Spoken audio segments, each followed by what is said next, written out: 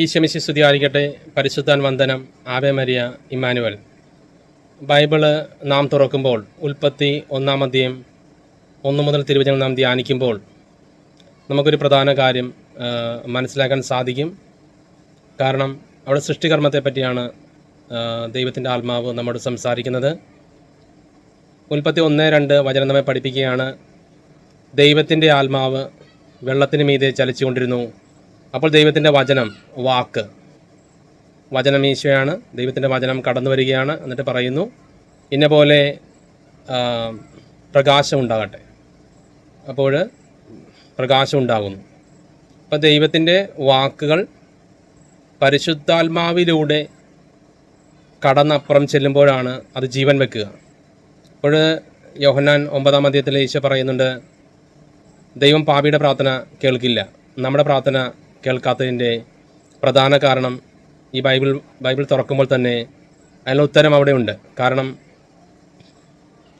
ദൈവത്തിൻ്റെ വാക്കുകൾ പരിശുദ്ധാത്മാവ് കടന്ന് ഇപ്പുറം വരുമ്പോഴാണ് അതിന് ജീവൻ വെക്കുന്നത്.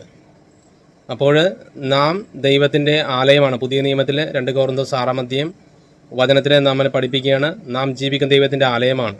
അപ്പോൾ നമ്മുടെ ഹൃദയമാകുന്ന സക്രാരിയിൽ, അല്ലെങ്കിൽ യേശുവിൻ്റെ ഹൃദയം തന്നെയാണ് നമുക്ക് നൽകുന്നത്. യെശയ്യാവിൻ്റെ പുസ്തകത്തിൽ നമുക്ക് കാണാം, അവിടെ വാഗ്ദാനമുണ്ട്, ഞാൻ അവർക്ക് പുതിയ ഹൃദയം നൽകും, ഒരു പുതു ചൈതന്യം ഞാനതിൽ നിക്ഷേപിക്കും. അപ്പോൾ ക്രിസ്തുവിൻ്റെ ഹൃദയം നമ്മുടെ ഉള്ളിൽ ദൈവം നിക്ഷേപിക്കുന്നു. അപ്പോൾ നാം ദൈവത്തിൻ്റെ ആലയമായി മാറുന്നു. നമ്മുടെ ഹൃദയമാവുന്ന സക്രാരിയിലാണ് ത്രിയേക ദൈവം വസിക്കുന്നത്. അപ്പോൾ നാം പ്രാർത്ഥിക്കുമ്പോൾ നമ്മുടെ ഹൃദയത്തിൽ പരിശുദ്ധാത്മാവ് ഉണ്ടെങ്കിലാണ് നമ്മുടെ സ്വരം, അല്ലെങ്കിൽ നമ്മൾ ബൈബിൾ വായിക്കുമ്പോൾ ദൈവത്തിൻ്റെ വചനം നമ്മുടെ ഹൃദയത്തിലുള്ള പരിശുദ്ധാത്മാവിലൂടെ ആ വചനം നമ്മുടെ നാവിലൂടെ പുറത്തേക്ക് വരുമ്പോഴാണ് ജീവൻ വെക്കുക. അപ്പോൾ നാം പ്രാർത്ഥിക്കുമ്പോൾ പ്രാർത്ഥന കേൾക്കാത്തതിൻ്റെ കാരണം നാം അശുദ്ധ ജീവിതം നയിക്കുമ്പോൾ ഇതേ ആലയം അശുദ്ധമാകുന്നു. ഹൃദയം അശുദ്ധിയിലേക്ക് വരുമ്പോൾ അശുദ്ധാത്മാക്കൾ ഹൃദയത്തിൽ നിറയുന്നു. അപ്പോഴാണ് ആ വ്യക്തി പാപിയായിട്ട് മാറുന്നത്, പാപത്തിൻ്റെ ഭരണത്തിന് കീഴിൽ നിൽക്കുന്ന ആ മകൻ അല്ലെങ്കിൽ മകളായിട്ട് മാറുന്നത്. കാരണം പിശാചിൻ്റെ ഭരണത്തിന് കീഴിൽ നിൽക്കുന്ന മക്കളെയാണ് പാപി എന്ന് പറയുന്നത്. അപ്പോൾ പാപിയുടെ പ്രാർത്ഥന ദൈവം കേൾക്കില്ല എന്നാണ് പറയുക. പാപിയുടെ ഉള്ളിൽ ആരുണ്ടാവില്ല? പരിശുദ്ധാത്മാവ് ഉണ്ടാവില്ല. അപ്പോൾ നിങ്ങൾ ഉൽപ്പത്തി 1-ാം അധ്യായം 1, 2, 3 തിരുവചനം ധ്യാനിക്കുമ്പോൾ നിങ്ങൾക്ക് മനസ്സിലാകും, കർത്താവിൻ്റെ വചനം പരിശുദ്ധാത്മാവ് കടന്ന് ഇപ്പുറം വരുമ്പോഴാണ് അതിന് ജീവൻ വെക്കുന്നത്. അപ്പോൾ നമ്മൾ ശ്രദ്ധിക്കുക, നമ്മൾ വിശുദ്ധ ജീവിതം നയിക്കാൻ തയ്യാറാകുക. അശുദ്ധിയിലേക്കുള്ള വിശുദ്ധിയിലേക്കാണ് ദൈവം നിങ്ങളെ വിളിച്ചിരിക്കുന്നത്.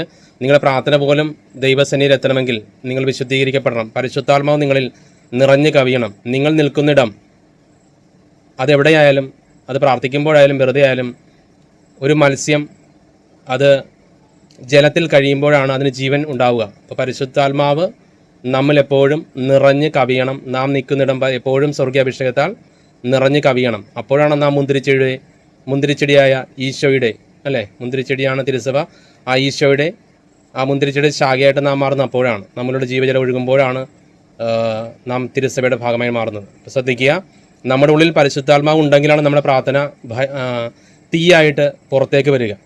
പരിശുദ്ധാത്മാവ് ഇല്ലെങ്കിൽ അതിന് ജീവൻ ഉണ്ടാവില്ല, അത് തീയായിട്ട് പുറത്തേക്ക് വരില്ല. അപ്പോൾ ഇക്കാര്യം നിങ്ങൾ ശരിക്കും ധ്യാനിക്കുക. ഈശോ മിശിഹായ്ക്ക് സ്തുതിയായിരിക്കട്ടെ. പരിശുദ്ധൻ വന്ദനം. ആവേ മരിയ Emmanuel. Team wisdom fire DMPM India.